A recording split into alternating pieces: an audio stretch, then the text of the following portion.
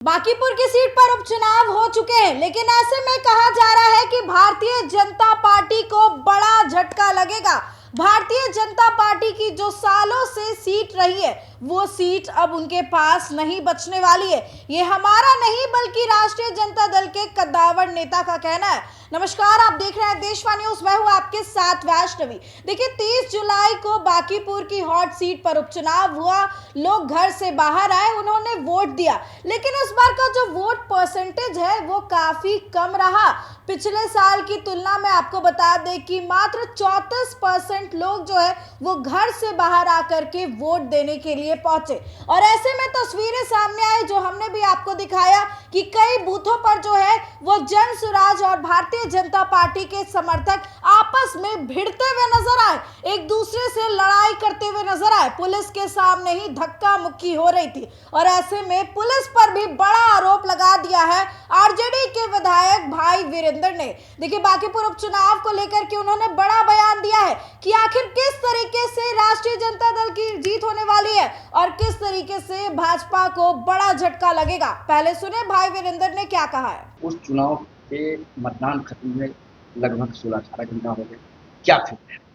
देखिए, कल जो मतदान हुआ है उसमें सरकार ने जिस तरह से जबरदस्ती और वोटरों को रोकने का प्रयास किया गया, इससे तो साफ लगता है कि बीजेपी अपने आप को हार मान रही है और प्रशासन के बल पर बूथ को लूटने का प्रयास किया गया। कई बूथों पर मतदाताओं को भगाकर पुलिस भीतर घुसकर और वोट भी डालने का काम किया। और जहां तक लड़ाई की बात है, त्रिकोणात्मक लड़ाई है, और जहां कहीं भी त्रिकोणात्मक लड़ाई होती है, आरजेडी वहां चुनाव जीतती है। इसलिए हमारी जीत पक्की है और हम जीत रहे हैं। एक बूथ पर झगड़ा कई बार मारपीट, मैं तो वही कहा कि कई बूथ पर, जबकि पहले कभी इस तरह की घटनाएं नहीं घटती थी और शहर में तो और भी नहीं होता था, और बीजेपी के वोटर निकले ही नहीं, और तो वोट कहां से उनको मिलेगा।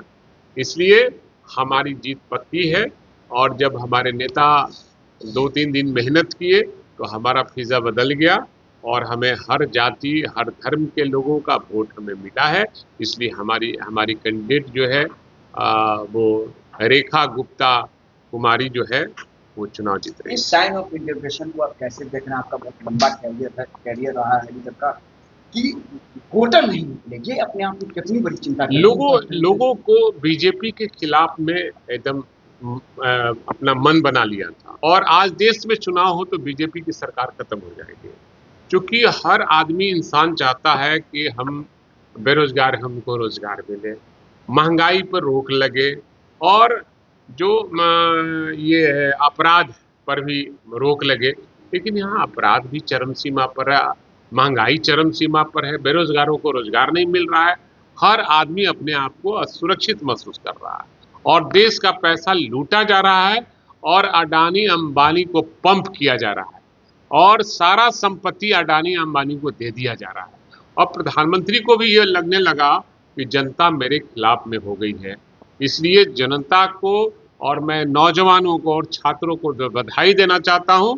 और मैंने पहले ही कहा था कि नेता पर विश्वास मत करो, तुम आगे बढ़ो, नेता अपने आप पीछे पीछे चलेगा, जीत तुम्हारी होगी, देश की जीत होगी और जनता की जीत होगी। देखिए, भाई वीरेंद्र को आपने सुना, जिन्होंने कहा है कि इस बार वोटर जो भाजपा के वो घर से बाहर ही नहीं निकले और ऐसे में जीत हमारी होने वाली है। 2 दिन जो हमारे नेता ने मेहनत की है, जो भव्य रोड शो किया है, उसका नतीजा ये होगा कि रेखा गुप्ता की जीत होगी। ये तमाम बातें जो है, तमाम दावे भाई वीरेंद्र करते हुए नजर आ रहे हैं। इसके साथ ही उन्होंने बड़ा आरोप ये लगाया कि मतदाताओं को रोका भी जा रहा था और इसके लिए पुलिस प्रशासन का इस्तेमाल किया जा रहा था। आपको पता होगा कि कई सारे समर्थकों को जो है वो डिटेन कर ली थी पुलिस। और ऐसे में देखिए, अब राष्ट्रीय जनता दल की या फिर पीके की या भाजपा की जीत होती है, वो तो 3 तारीख को पता चलेगा। आपकी क्या राय है?